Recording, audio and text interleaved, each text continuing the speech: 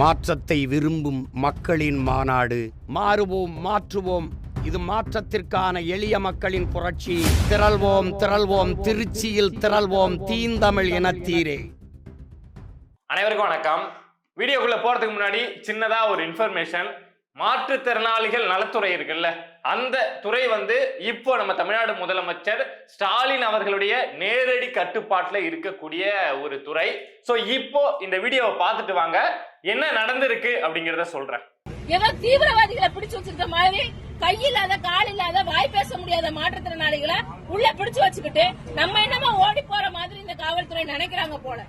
இந்த காவல்துறைக்கு இப்படி அதாவது விடிய விடிய இந்த பஸ்ல வச்சு அலக்கழிக்கணும்னு அவங்களுக்கு சொன்ன அறிவுரையாளர் யாரு? அந்த அதிகாரி யாரு? அந்த அதிகாரிக்கு அவர் மனநோயால பாதிக்கப்பட்டிருக்காரா, இல்ல அந்த அதிகாரி மன வளர்ச்சி குன்றியவரா அப்படின்னு அவரை கொஞ்சம் செக் பண்ணி அட்டப்பட வேண்டிய தேவை இருக்கு அப்படிங்கறத நாங்க பாக்குறோம். எங்க ரொம்ப உண்மையிலே ரொம்ப மன வருத்தம். விடியல் அரசு சொல்லி விடியாத ஒரு இரவு எங்களுக்கு காட்டிட்டு இருக்காங்க. இரவு ஃபுல்லா எங்க சுத்தி வச்சுட்டு இருக்காங்க சென்னையை. இப்படி மாற்றுத்திறனாளிகளை அலக்கடிக்கக்கூடிய ஒரு அரசை இதுவரைய பார்த்ததில்லை. ஜனநாயகம் குழி தோண்டி புதைச்சிட்டாங்க இந்த அரசு அப்படிங்கறதான் நம்ம சொல்ல வேண்டியது. எல்லாருக்கும் ஷேர் பண்ணுங்க அப்படிங்கறதான் தோழர்.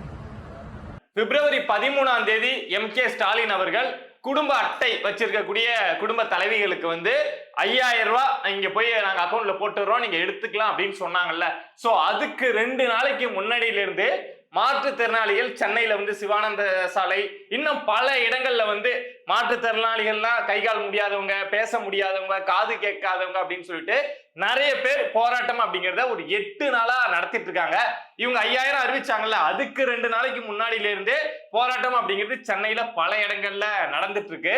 என்னத்துக்காக இந்த மாற்றுத்திறனாளிகள் எல்லாம் போராட்டம் நடத்திட்டு இருந்தாங்க அப்படின்னா, எங்களுடைய மாதாந்திர உதவித்தொகை இருக்குல்ல, இப்ப மாற்றுத்திறனாளிகளுக்குன்னு ஒரு 1000 ரூபாய் 1500 ரூபாய் மாசம் மாசம் அரசாங்கம் கொடுக்குது அப்படின்னா, அதை உயர்த்தி எங்களுக்கு அதிகமா கொடுக்கணும். எங்களுக்கு அது 10ல எல்லா விலைவாசியும் ஏறி போச்சு. எல்லா மக்கள் மாதிரி தான் எங்களையும் பாக்குறாங்க. மாற்றுத்திறனாளிகள்னு எங்களுக்கு ஒரு ஸ்பெஷல் ஸ்கீமோ எதுவும் கிடையாது. சோ எங்களுடைய மாதாந்திர உதவித்தொகையை ஏத்தி கொடுங்க, 6000 ஏத்தி கொடுங்க அப்படின்னு சொல்லிட்டு, அதே மாதிரி இன்னும் சில கோரிக்கைகள் என்ன அப்படின்னா, டிஎன்பிஎஸ்சில இந்த செவி கேளாதவங்க இருக்காங்கல்ல, அவங்களுக்குன்னு இடஒதுக்கீடு அப்படிங்கிறது கிடையாது. 1% இடஒதுக்கீடு கூட கிடையாது. அதை கொண்டு வாங்க. அரசு அலுவலகங்கள் இருக்குல்ல, சோ அங்கெல்லாம் இந்த மொழி பெயர்ப்பாளர்னு யாரும் கிடையாது. ஒருத்தவங்க வாய் பேச முடியாதவங்க ஒரு அலுவலகத்துக்கு போறாங்க அப்படின்னா, அங்க அதை டிரான்ஸ்லேட் பண்ணி சொல்றதுக்கு ஒரு டிரான்ஸ்லேட்டர் அப்படிங்கிறது எந்த ஒரு இடத்தையுமே இல்ல. கவர்மெண்ட் அதுக்கு முக்கியத்துவமே கொடுக்க மாட்டேங்குது அப்படின்னு சொல்லிட்டு, இத மாதிரி அவங்களுக்கு அத்தியாவசியமா இருக்கக்கூடிய பல கோரிக்கைகளை முன் வச்சு போராட்டம் அப்படிங்கிறத நடத்த ஆரம்பிச்சாங்க.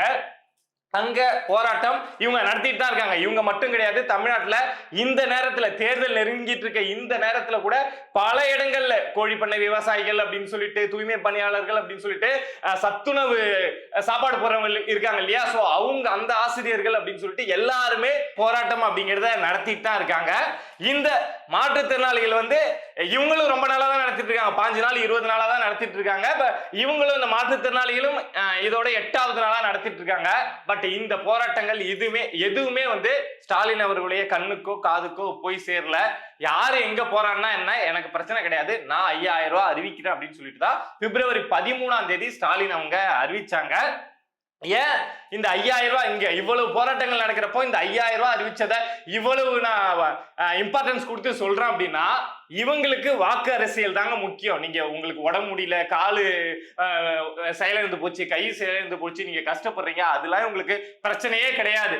உங்க கூட்டம் அதிகமா இருக்கா, உங்க கூட்டத்துக்கு நான் ஏதாவது செஞ்சேன்னா எனக்கு ஓட்டு வருமா, திமுக ஜெயிக்குமா, என் மகன் உதயநிதி முதலமைச்சர் ஆவாரா அப்படிங்கிறது மட்டும்தான் திமுகவுக்கும் எம்.கே. ஸ்டாலின் அவர்களுக்கும் இருக்கக்கூடிய எண்ணம். உண்மையாலுமே இவங்களுக்கு அக்கறை இருக்கு அப்படின்னா, இந்த 5000 ரூபாய் இவ்வளவு பேருக்கு அறிவிச்சாங்கல்ல, அதுல இருந்து இவங்களுக்கு ஒதுக்குன அந்த தொகையில ஒரு சிறு தொகையை எடுத்தாங்க அப்படின்னா, இந்த மாற்றுத்திறனாளிகளை காம்ப்ரமைஸ் பண்ணி, நான் இதை இப்போ செஞ்சு தரேன், அடுத்த முறை ஆட்சிக்கு வந்தா இதை செய்யறேன் அப்படின்னு சொல்லி காம்ப்ரமைஸ் பண்ணி இந்த அரசு நினைச்சிருந்தா அனுப்பிச்சிருக்கலாம். அந்த சத்துணவுல வேலை பாக்குறாங்கல்ல, அவங்க எல்லாம் எவ்வளவு சம்பளம் வாங்கிட்டு போறாங்க, என்ன டிமாண்ட் வச்சிட போறாங்க.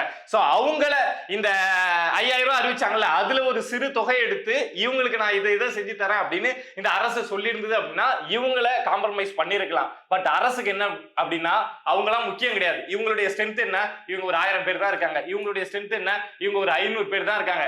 இந்த 1000 ஓட்டு வந்து 500 ஓட்டு வந்து திமுக ஜெயிச்சிட போது.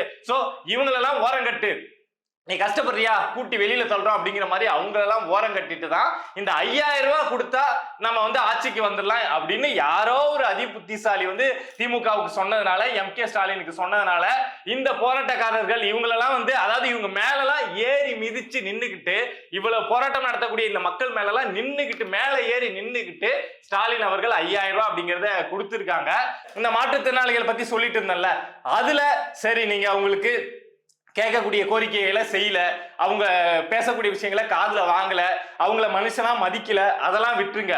ஆனா நேத்து என்ன பண்ணிருக்காங்க அப்படின்னா, போராட்டத்தை கலைக்கணும். இந்த மாற்றுத்திறனாளிகள் வந்து போராடிட்டே இருக்காங்க, தேர்தல் வேற வருது அப்படிங்கிறதுனால மாற்றுத்திறனாளிகள் எல்லாத்தையும் வந்து இந்த அரசு பஸ்ல வந்து ஏத்திட்டு நைட்டு ஃபுல்லா வச்சு மாற்றுத்திறனாளிகளை பஸ்ஸுக்குள்ளேயே வச்சுட்டு இஷ்டத்துக்கு, நம்ம இந்த படத்துல எல்லாம் பார்ப்போம்ல, வில்ல வந்து ஹீரோயினை கடத்திட்டு ஸ்பாட்டுக்கே போக மாட்டான், அவன்கிட்ட இஷ்டத்துக்கு சுத்திட்டு இருப்பான், ஹீரோ கண்டுபிடிச்சிருவான்னு. சோ அத மாதிரி இவங்க பத்தி இஷ்டத்துக்கு சுத்திட்டு இருந்திருக்காங்க. அப்படி பஸ்ல இருக்கப்போ ஒரு பெண்மணி பேசின வீடியோ தான் நான் ஃபர்ஸ்ட்ல வந்து உங்களுக்கு போட்டு காட்டினேன். அவங்க பேசுறதுல இருந்தே அவங்களுடைய ஆதங்கம் என்ன, இந்த அரசு வந்து அவங்களை எவ்வளவு துன்புறுத்துது, ஒரு இரவு ஃபுல்லா அவங்களை எப்படி வச்சுட்டு அலக்கடிக்குது அப்படிங்கறத எல்லாத்தையுமே நீங்க புரிஞ்சுக்கலாம். நீங்க யோசிச்சு பாருங்க, ஒரு சாதாரண மனிதரை இத மாதிரி கைது செஞ்சு அலக்கழிச்சாவே அவங்களால தாங்க முடியாது, அதை ஏத்துக்க முடியாது. பட் அந்த பஸ்ல இருக்கக்கூடியவங்க, இதுல போராட்டம் நடத்தக்கூடியவங்க எல்லாருமே மாற்றுத்திறனாளிகள், ஏதோ ஒரு வகையில ஏற்கனவே வாழ்க்கை மேல ஒரு விரக்தியில இருக்கக்கூடியவங்க. பட் இந்த அரசு உதவுச்சு அப்படின்னா நாமளும் ஏதாவது ஃபைட் பண்ணி மேல வரலாம் அப்படின்னு ஒரு எண்ணத்துல ஒரு முயற்சியை செய்யக்கூடியவங்க. அவங்கள இந்த அரசு நேற்று இரவு ஃபுல்லா இப்படி பண்ணிட்டு காலையில கொண்டு போய் எங்கேயோ கண்ட இடத்த இறக்கி விட்டுருக்கு. பட் என்ன அப்படின்னா இந்த மாற்றுத்திறனாளிகள் கலைஞ்சு போலங்க. இவ்வளவு வழக்கடிச்சாங்க, இவ்வளவு அழுத்தம் கொடுத்தாங்க, அரசே அழுத்தம் கொடுக்கறா, என்ன பண்ண முடியும் மாற்றுத்திறனாளிகள் சொல்லுங்க. ஆனா அவ்வளவு அழுத்தம் கொடுத்தும் அவ்வளவு செஞ்சோம், திரும்ப எல்லாரும் ஒண்ணு கூடி வந்து இன்னைக்கு கோயம்பேட்டுல சாலை மறியல் போராட்டம் நடத்திருக்காங்க. பட் சும்மா ஓரத்துல உட்காந்து போராடுறவங்களே போராடக்கூடாது, எங்களுக்கு டிஸ்டர்பன்ஸா இருக்கு, நாங்க எங்க பார்வையிலே நீங்க படக்கூடாது அப்படின்னு கைது செய்யக்கூடிய இந்த திமுக அரசு இன்னைக்கு சாலை மறியல் போராட்டம் செஞ்சவங்களையும் கைது பண்ணி கொண்டு போய் எங்கேயோ அடைச்சு வச்சிருக்காங்க. வழக்கம் போல இந்த தனியார் மண்டபத்துல அடைச்சு வைப்பாங்க, நைட்ல ஏத்திட்டு போய் வெளியில விடுவாங்க இல்லையா, அதே மாதிரி இன்னைக்கும் திரும்ப மனசாட்சி இல்லாம இந்த அரசு எங்கெங்க கொண்டு போய் விட போகுது அப்படின்னு தெரியல. நமக்கு இருக்கக்கூடிய கேள்வி என்ன அப்படின்னா, எல்லாரையும் இருக்கக்கூடிய எல்லா துறை, விவசாயிலிருந்து நீங்க A to Z எடுத்துட்டீங்க அப்படின்னா இந்த துறை இந்த 5 வருஷத்துல போராட்டமே நடத்தல அப்படின்னா ஏதாவது 1-2 தெரியாத துறையா இருக்கும், அவ்வளவுதானே தவிர மத்த எல்லா துறையும் போராட்டம் நடத்தி, அதுவும் திமுக வந்து இந்த வாக்குறுதி கொடுத்திருக்கு, இதை செய்யுங்க அப்படின்னு சொல்லி போராட்டம் அப்படிங்கிறத நடத்தியிருக்காங்க. பட் அவங்க எல்லாரையும் ஓரங்கட்டிட்டு அவங்க யாரையுடைய கோரிக்கையையும் காது கூட கொடுத்து கேட்காம, அவங்களுடைய போராட்டங்களை ஒரு துச்சமா கூட மதிக்காம அவங்களை எல்லாரையும் நசுக்கிட்டு அவங்களுடைய ரத்த சகதியில ஏறி நின்னுக்கிட்டு யாருக்காக ஆட்சி நடத்தணும்னு நினைக்கிறீங்க? என்ன நினைச்சுக்கிட்டாங்க அப்படின்னா, இங்க இந்த போராட்டம் எல்லாம் 10 நாள் நடக்கும், மீடியா 2 நாள் போக்கஸ் பண்ணும், அதுக்கப்புறம் மறந்துடும், மக்களும் மறந்துடுவாங்க. சோ இதெல்லாம் சின்ன சின்ன போராட்டங்கள், இதெல்லாம் அப்படியே நம்ம ஒடுக்கிட்டு கடைசியா வந்து லம்பா ஒரு 5000 ரூபாய் தூக்கி கொடுத்தா அந்த மக்கள் மறந்துடுவாங்க அப்படின்னு நினைச்சுக்கிட்டு இந்த 5000 ரூபாயை தூக்கி கொடுத்துருக்காங்க. பட் இந்த 5000 ரூபாய் கொடுத்ததுக்கு அப்புறம் கூட இப்ப அவ்வளவு பேர் வந்து கோழிப்பண்ணை விவசாயிகள் போராட்டம் நடத்திட்டு இருக்காங்க, இன்னும் சத்துணவு வேலை செய்யக்கூடிய ஊழியர்கள் போராட்டம் நடத்திட்டு இருக்காங்க, மாற்றுத்திறனாளிகள் போராட்டம் நடத்திட்டு இருக்காங்க. பட் இதெல்லாம் நம்ம ஸ்டாலின் அவருடைய கண்ணுக்கு தெரியவே தெரியாது. ஆனா மீடியாவுடைய கண்ணுக்கு இங்க என்னென்ன நடக்குது அப்படிங்கிற விஷயம் தெரியுது. சோ மீடியா அதை கவர் பண்ணி போட்டுட்டு தான் இருக்காங்க, மக்கள் அதை பார்த்துட்டு தான் இருக்காங்க. அதே மாதிரி இன்னொரு சம்பவம் என்ன அப்படின்னா, ஒரு முக்கியமான சம்பவம் அப்படின்னு வைங்களேன், இந்த காவல்துறை வந்து கஞ்சா விற்பான்ல, அவனெல்லாம் விட்டோம், அவனுக்குலாம் சல்யூட் போட்டுட்டு டே எப்படிதான் இருக்க அப்படின்னு சொல்லிட்டு கையை காட்டிட்டு போகும். ஆனா இந்த கஷ்டப்படுறவங்க இருக்காங்கல்ல, அவங்கள போட்டு தூக்கி போட்டு மிதிக்கும் அப்படிங்கிறதுக்கு இன்னொரு உதாரணமா ஒரு சம்பவம் நடந்திருக்கு. புதுக்கோட்டை மாவட்டம் திருமயம் பக்கத்துல நெய்வாசல் அந்த ஏரியாவுக்கு பக்கத்துல வந்து இந்த ஜல்லிக்கட்டு போட்டி அப்படிங்கிறது நடந்திருக்குங்க. சோ அதுல வந்து ஜல்லிக்கட்டு போட்டி ஒரு இடத்துல நடக்குது அப்படின்னா பின்னாடி மாடு பிடிக்கிறது, நடந்து போறது வருது அப்படின்னு ஒரு கூட்டம் இருக்குல்ல, பெரிய அளவுல இருக்காது, அந்த ஜல்லிக்கட்டு நடக்கக்கூடிய இடத்துல இருக்க அளவுக்கு கூட்டம் இருக்காது. ஆனா இந்த அந்த மாடு பிடிச்சி வந்து வெயிட் பண்றது, கூப்பிட்டுட்டு போறது, வர்றது, டாடா ஐஸ்ல வந்து இறக்குறது அப்படின்னு நிறைய நடக்கும்ல, ஒரு நாள் ப்ராசஸ் நடக்கும்ல. சோ அந்த இடத்த ஒரு வயசான முதியவர் வந்து கடை போட்டிருக்காரு. கடைன்னா உடனே நீங்க ஏதாவது பெருசா நினைச்சிடாதீங்க. 2 டேபிள போட்டு அங்க வரவங்களுக்கு அதிகமா என்ன தேவைப்படும், தண்ணி தேவைப்படும். சோ தண்ணி பாட்டில் வந்து ஒரு 20-30 பாட்டில வந்து அந்த டேபிள்ல வச்சிருக்காரு. இது இல்லாம ஏதோ பிஸ்கட், ஏதோ மிக்சர், இத மாதிரி சில விஷயங்கள் இருக்கு. சோ அங்க வந்த காவல்துறையை சேர்ந்த 2 பேர் வந்துட்டு இங்க யாரை கேட்டு கடை போட்ட, அது ஒரு பொட்ட காடு, ஆளே கிடையாது. அப்ப அவர் போட்டிருக்கதே சும்மா அன்னைக்காக ஒரு டேபிள்ல சும்மா தண்ணி பாட்டில் வாங்கியாந்து ஒரு வயசானவர் வச்சிருக்காரு.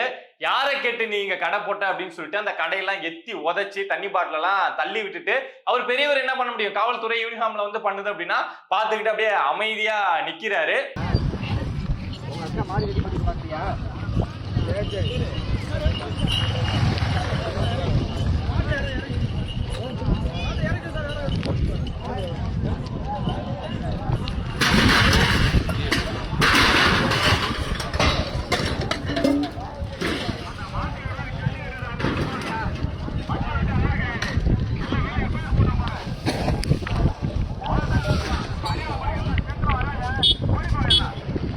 ஊர்ல கஞ்சா விக்கிறவன், இந்த போதைப் பொருள் விக்கிறவன், பீடி சிகரெட் விக்கிறவன், இந்த ஆன்ஸை மறைச்சு விக்கிறவன் எல்லாம் சந்தோஷமா ஃப்ரீயா வித்துட்டு இருக்கான். ஒரு 100 ரூபாயை கொடுத்துட்டு போலீஸுக்கு சல்யூட் போட்டுட்டு வித்துட்டு இருக்கான். ஆனா அவன்லாம் இந்த காவல்துறைக்கு தெரிய மாட்டாங்குது. ஏதோ ஒரு மூலையில ஒரு மிஞ்சி போனா அந்த கடையோட ஒட்டுமொத்த மதிப்பே வந்து ஒரு 1000 ரூபாய் 2000 ரூபாய் தாங்க இருக்கும். சோ அந்த கடையை கண்ணுக்கு பட்டு அந்த கடை அங்க இருக்கிறதுனால சட்ட ஒழுங்கு பிரச்சனை நடந்துரும், அங்க வந்து டிராபிக் ஏற்பட்டுரும் அப்படின்னு ஒரு ஏதோ ஒரு காரணங்களை வச்சு, இல்ல முன் பகையா, இல்ல ஆல்ரெடி அந்த காவல்துறை நபர் வந்து அங்க வந்து அவர்கிட்ட அந்த முதியவர்கிட்ட ஏதாவது காசு கேட்டு ஐயா இப்பதான் கடையை திறந்திருக்கேன் இல்ல அப்படின்னு அவர் ஏதாவது சொன்னாரா என்னன்னு தெரியல.